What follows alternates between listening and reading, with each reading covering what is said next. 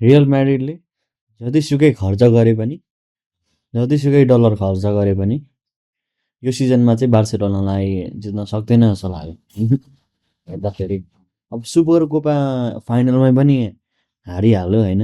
त्यस्तो त बार्सेलोनाको टिमसँग जुन अब बार्सेलोना चाहिँ आफ्नो मोमेन्टमहरू त गेन गरिसक्यो। इभन सिङ्गल त्यस्तो त खर्च नगरिकन पनि त्यस्तो हेभी म्यासिभली खर्च नगरिसक्यो। अब थाहा छ त बार्सेलोनाको छुट्टै प्रब्लम छ, फाइनेन्सियली प्रब्लम छ, त्यो छुट्टै कुरा हो। तर पनि रियल म्याड्रिडको भनेको जतिसुकै प्लेयर एड गरे पनि, जुनै कुनाको युरोपको सबै प्लेयर एड गरे पनि नसकिने रहेछ यो रियल म्याड्रिडलाई चाहिँ।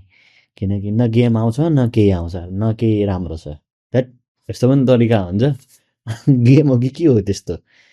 अनि अब जब एउटा फाइनलमा बार्सेलोनासँग हरौ भन्दैमा पनि कि अनि जाबी अलोन्सोलाई स्याक गर्ने हो त?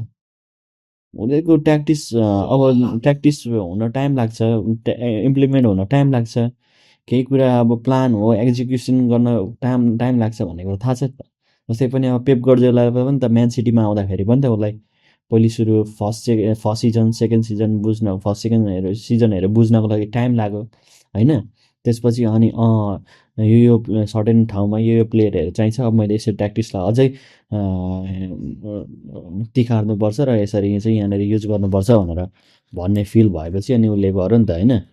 अब त्यसरी नै अब आर्टेटालाई पनि त अझै पनि केही जितेकै छैन। त्यो इपिएल मेन उनीहरूको अहिले इपिएल च्याम्पियन्स लिगहरू मेन टाइटल जितेकै छैन होइन। त्यो सानोतिनो उता अब एफए कपहरू त जितिरहेको छ, त्यो त खासै धेरै ठुलो कुरा भएन होइन। उनीहरूलाई त टाइम दिइरहेको छ भने यो अनि यो रियल म्याड्रिडको त झन् अब कोचै अब प्लेइङ स्टाइल नै डिफ्रेन्ट छ। थाहा छ ऊ पोजिसनल गेम प्ले खेलाउँछ, ट्याक्टिकल गेम प्ले स्पेसिङहरू थोपो गर्दै खेलाउँछ खोज्छ, उसको डाइनामिक्स नै छुट्टै छ। अनि रियल म्याड्रिडको डाइनामिक्स भनेको चाहिँ काउन्टर प्रेसिङवाला डाइनामिक्स हो नि त होइन। जे होस् प्रेसिङवाला गेम खेल्ने खालको उनीहरूको हो नि त। डाइरेक्ट काउन्टरवाला चाहिँ उनीहरूको ट्रान्जिसनहरू राम्रो कारण हुन्छ, त्यही कारणले गर्दाखेरि चाहिँ उनीहरूले त्यस्तो खेल्ने खालको क्लब हो नि त रियल म्याड्रिड। अब पोजिसनल कोचबाट ल्याएको छ अनि आफ्नो गेम चाहिँ ट्रान्जिसनलवाला छ, डाइरेक्ट काउन्टर प्रेसिङ ट्रान्जिसनवाला छ। अनि त्यस्तोमा एडप्टेसन गर्न त टाइम लागिहाल्छ नि, जसलाई पनि टाइम लाग्छ। के भएको अनि यो हाम्रो प्रेसिडेन्ट पेरेजलाई होइन, पापा पेरेज हो कि को पेरेज हो यो। अनि अब त यस्तो तरिकाले त हुँदैन त अनि होइन। अब यो सिजन चाहिँ सकियो जस्तो छ रियल म्याड्रिडको लागि। किनकि मैले अब थाहा भयो होइन, यो फर्स्ट अब कप त हार, किनकि बार्सेलोना भनेको एउटा राम्रै कन्टेन्डर पनि हो, राम्रो थ्रेट दिने एउटा टिम पनि हो, युरोपको टप टिम नै मानिन्छ बार्सेलोना पनि। तर यो यो अब हिजो हिजो भएको खेलमा चाहिँ त्यो रियल म्याड्रिडले अल्बास सिटी के हो नाम पनि मलाई भन्न आउँदैन यसको त। यो स्पेनको सेकेन्ड डिभिजन लिगमा खेल्ने अरे होइन, त्यो पनि रेलिगेसन हुन आँटेको छ अरे। स्पेनको सेकेन्ड डिभिजनमा रेलिगेसनमा छ अरे। अनि त्यस्तो टिमसँग पनि हारिरहेको छ हौ। अनि यस्तो टिमसँग नै हारिराख्दा त अनि रियल म्याड्रिड भएन नि त। यो जुन रियल म्याड्रिड अब त्यो टाइमको रोनाल्डोको टाइमको होइन, रामसको टाइमको त्यस्तो रियल म्याड्रिड त एउटा पनि देखेन, छाँटकाँटै छैन। यस्तो तरिकाले त भएन। तर अब यो भएको त कोपा डेल मारेमा पनि हेरिरहेको छ, 4-4-3 फर्मेसन त खेलाएको छ होइन। अब उनीहरूको फर्स्ट टिम प्लेइङ भनेको चाहिँ 80% चाहिँ मैले देखि नै रहेको छु। किनकि हेर्न सकिन्छ मास्तान्तेनो, गार्सिया, भिनिसियस, गुलर, भलबादे अनि एसेन्सियो, डिनोसेन, यिनीहरू भनेको सबै फर्स्ट टिमकै प्लेयर हो नि त होइन। जे होस् यत्रोमा हुँदा पनि उनीहरूले सेकेन्ड डिभिजनको रेलिगेसनमा पढ्न आँटेको टिमलाईसँग पनि जितेनन् भनेपछि चाहिँ रियल म्याड्रिडमा धेरै नै धेरै अब चाहिँ धेरै भयो, खप्नै नसक्ने उँधो भएछ जस्तो लाग्न थाल्यो। अब फ्यानहरूले, अब रियल म्याड्रिडको फ्यानले चाहिँ अब मुख मात्रै लुकाउन लागिसके। अब यो सिजन चाहिँ कोल्याप्स भयो, अब झुप्प गरेर सुत्ने मात्र हुन्छ, निन्द्रेमा उँधो पुगे जस्तो छन् क्या। अब यो सिजन सकियो जस्तो छ यिनीहरूको। अब यता कोपा डेलमा पनि छैन, सुपर कोपा फाइनलमा पनि सकियो। अब लालिगामा त बार्सेलोनाको पछाडि नै छ अझै पनि। अनि त्यसपछि त्यहाँबाट च्याम्पियन्स लिगमा त ल 7th पोजिसनमा छ होइन। अब अझै बाँकी नै छ म्याच।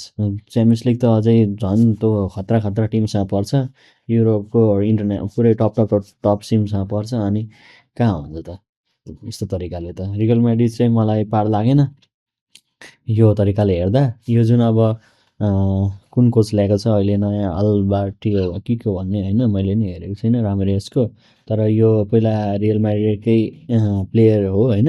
अनि अब त्यही अल्बारियल्लो ट्याक्टिक्सवाला चाहिँ कोच होइन जस्तो लाग्छ होइन। त्यो चाहिँ ट्याक्टिकलवाला कोच होइन, जे होस् त्यो बोल्ने मात्र टाइपको कोच भएको जस्तो लागेको छ क्या। यो चाहिँ प्रेस कन्फरेन्समा आउने र दुई चारवटा वचन बोलिदिने, अनि नो ट्याक्टिकल गेम प्ले जस्तो। अब त्यसको खास चाहिँ केही पनि छँदै छैन जस्तो लाग्छ होइन। ठिकै छ, अब के गर्नु, रियल म्याड्रिडले अब यस्तो प्रदर्शन गर्दा गर्दा बार्सेलोना फ्यान त खुसी नै हुनैपर्छ। अब खुसी नै हुनु पर्यो नि, किनकि मौका फेरि पछि नआउन पनि सक्छ नि त होइन। त्यही भएर खुसी चाहिँ हुनैपर्छ है। अनि ल, मलाई लाग्छ अब रियल म्याड्रिडले चाहिँ अलिकति आफ्नो नाकहरू जोगाउन होइन, आफ्नो इज्जत जोगाउन फ्यानहरूलाई अब न त्यो न दुःख न नरुवाइराख्न चाहन्छन् भने चाहिँ उनीहरूले मलाई लाग्छ जर्जन क्लब चाहिँ ल्याउनुपर्छ जस्तो लाग्छ है। किनकि जर्जन क्लबको भनेको पनि ऊ चाहिँ काउन्टर प्रेसिङवाला गेम खेल्छ क्या ऊ चाहिँ होइन, जुन चाहिँ सबै कुरा ट्याक्टिकल होइन, पुरै काउन्टर राम्रो खेल्ने खालको कोच हो।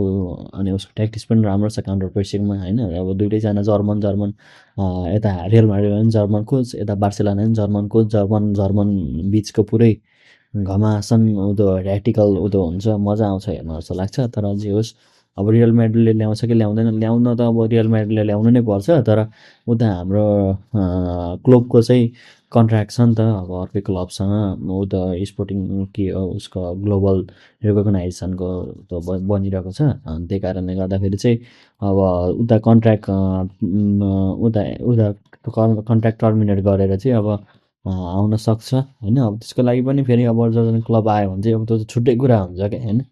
यसको लागि अब पछि कुरा गरिन्छ होइन। तर यो हिसाबले हेर्दाखेरि चाहिँ रियल म्याड्रिड चाहिँ कोल्याप्स नै भयो जस्तो देखिरहेको छु। अब यो सिजन चाहिँ गुड बाई भन्नुपर्छ जस्तो छ रियल म्याड्रिडलाई ट्रफीहरूमा।